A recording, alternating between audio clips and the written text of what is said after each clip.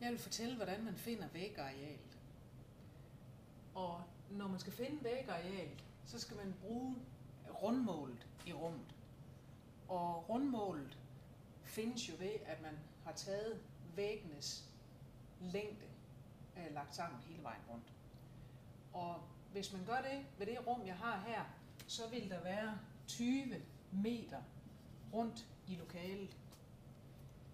Og for at finde væggenes areal, så siger jeg rundmålet gange med lofthøjden. Og hvis nu lofthøjden inde i det rum her er 2,4 meter, så gør man jo i princippet det, man altid gør for at finde et areal. Man siger længde gange bredde. Fordi man kunne forestille sig, at jeg tog og skar rummet op og ligesom foldede det ud, så det blev til sådan en lang væg, hvor den så var 2,4 meter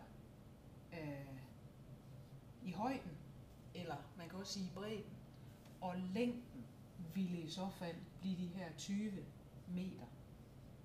Ganger de to tal med hinanden, jamen så har man væggenes bruttoareal.